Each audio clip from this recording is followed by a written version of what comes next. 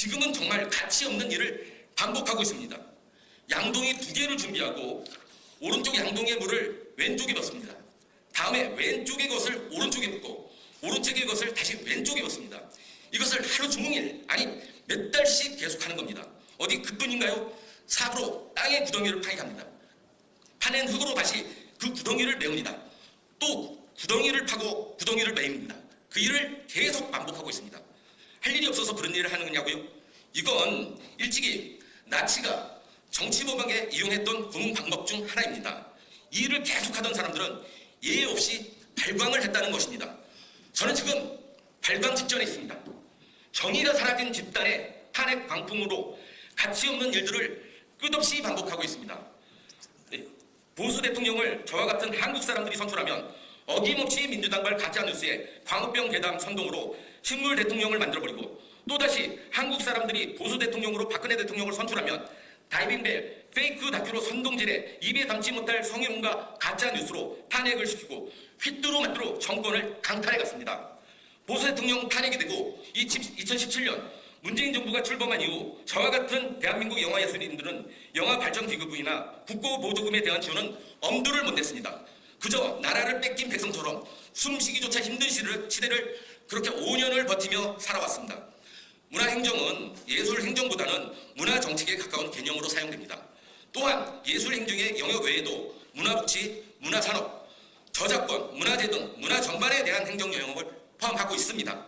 그러나 박근혜 대통령 탄핵 이후 문재인 정부는 노골적으로 운동권과 문 대통령의 장남에게 예술이라는 거창한 명목으로 세금을 몰빵 지원해줬습니다.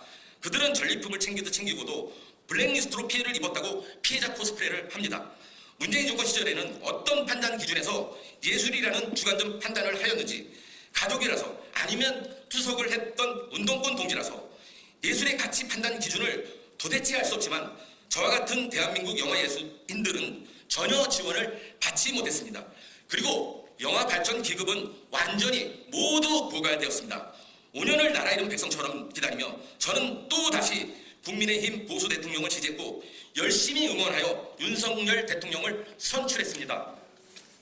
그러나 입법부를 장악한 민주당의 폐악질로 문화예술계의 예산이 모두 막히고 그런 시스템을 너무 잘 아는 좌파 문화예술인들이 선동을 하며 2025년 4월 4일 11시 22분에 또다시 보수 대통령을 탄핵시키고 또다시 대통령 선거를 해야 합니다.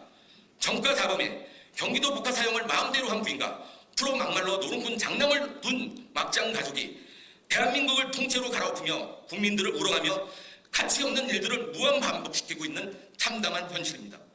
정치란 가장 권위있고 다른 모든 것을 주도하는 예술입니다. 정치라는 것은 인간이 하는 것 중에서 다른 모든 인간의 행위와 행동을 주도하는 예술이라 그랬습니다.